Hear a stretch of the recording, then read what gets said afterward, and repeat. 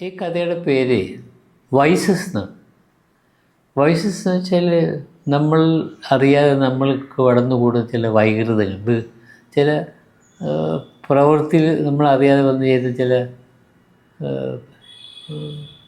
സൗമ്യമല്ലായ്മ, അതാണ് വൈകൃതം എന്ന് പറയുന്നത്. അതിന് ഉദാഹരണം ഞാൻ പറഞ്ഞുതരാം.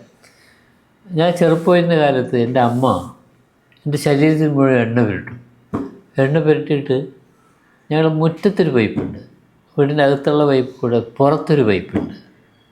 ആ പൈപ്പിൻ്റെ ചുവട്ടിൽ കൂടെ നിർത്തി വെള്ളമൊഴിച്ച് സോപ്പെല്ലാം തലയിലും കണ്ണിലും ഒക്കെ പുരട്ടി ആകപ്പാടെ എന്നെ സോപ്പിൽ പതപ്പിക്കും. എന്നിട്ടാണ് കുളിപ്പിക്കുന്നത്. അങ്ങനെ ആ സോപ്പിലെല്ലാം പതിഞ്ഞിങ്ങനെ വെള്ളമൊഴിച്ചിങ്ങനെ വരുമ്പോണ്ടല്ലോ, ഞാൻ അറിയാതെ മൂത്രമൊഴിക്കും.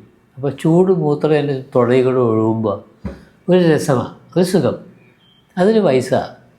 പക്ഷേ അതിങ്ങനെ അപ്പോൾ മിക്കവാറും ദിവസങ്ങളിൽ ഞാൻ ചെയ്യും.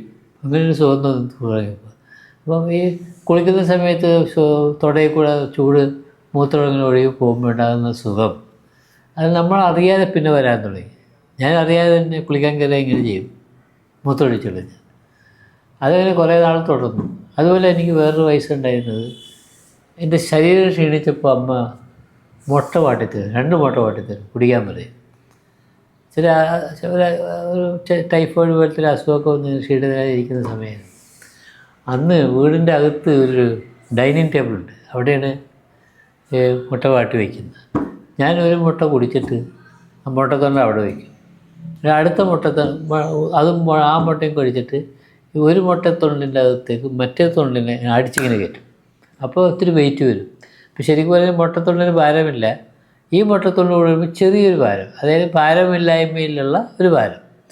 അത് ഞാൻ നേരെ ഓപ്പോസിറ്റ് ഭിത്തിയിൽ എറിഞ്ഞു കൊടുക്കും. അത് പോയി ഭിത്തിയിൽ തട്ടി പൊടിയായിട്ട് താഴേക്ക് വീഴുമ്പോൾ അത് നല്ല രസമാണ് കാണാൻ. കാരണം എനിക്കതൊരു സുഖം തോന്നുന്നത്. പിന്നെ ഞാൻ എല്ലാ ദിവസവും ചെയ്യുമായിരുന്നു. പക്ഷേ അത് ചെയ്യുമ്പോൾ അവിടെ എല്ലാം ഈ പൊട്ടത്തൊണ്ട് പൊട്ടി ഒഴുകി താഴെ വീണ് ഭിത്തിയെല്ലാം വികൃതമായത് അത് ഞാൻ അറിയുന്നില്ല. ഈ ചിലപ്പോൾ നമ്മൾ ജ്യേഷ്ഠന്മാർ വന്നിട്ടായിരിക്കും എന്നെ വഴക്ക് പറയുന്നത്, നീ ഇത് മുട്ട കുടിച്ചതൊക്കെ എറിഞ്ഞ് ഇവിടെയൊക്കെ നാശമൊക്കെ വെച്ചിരിക്കുന്നത്. ചിലപ്പോൾ എന്നെ അടിക്കുകയും ചെയ്യും. പക്ഷേ എന്നാലും ഞാനത് ചെയ്യുമായിരുന്നു. അങ്ങനെ ഇരുന്ന് കുറേ നാൾ കഴിഞ്ഞപ്പോൾ, വലുതായി കല്യാണമെല്ലാം കഴിഞ്ഞപ്പോൾ, ബാത്റൂമിൽ കുളിക്കാൻ കയറുമ്പോൾ ഞാൻ മൂത്രമൊഴിക്കും. ഞാൻ അറിയാതെ എൻ്റെ തുടയിൽ കൂടെ ചൂട് മൂത്രം ഒഴുകുമ്പോൾ എനിക്കത് രസമായിരുന്നു.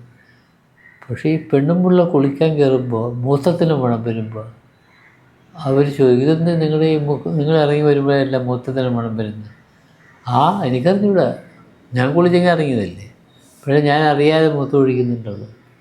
അത് കുറേ നാൾ കഴിഞ്ഞപ്പോഴാണ് ഞാനിത് മനസ്സിലാക്കിയത്. ഇത് ഞാൻ ഒറ്റയ്ക്കല്ലല്ലോ, നമ്മുടെ കൂടെ ഒരു സഹധർമ്മിണി കൂടെ ഉണ്ടല്ലോ. അപ്പോൾ അവരുടെ കൂടെ സൗകര്യങ്ങളും അവരുടെ സന്തോഷവും നോക്കണ്ടേ? ഈ ചെയ്യുന്നത് തെറ്റാണല്ലോ. അപ്പോഴും ഞാൻ പിന്നെ അത് നിർത്തി. ഈ മുട്ടയേറെ ഞാൻ പിന്നീട് നിർത്തി. അപ്പോഴിങ്ങനെയുള്ള വൈസസ് ഒരുപാട് നമ്മുടെ ജീവിതത്തിലുണ്ട്. അത് ഒന്ന് ചൂണ്ടിക്കാണിക്കാൻ മാത്രമാണ് ഈ കഥ പറഞ്ഞത്.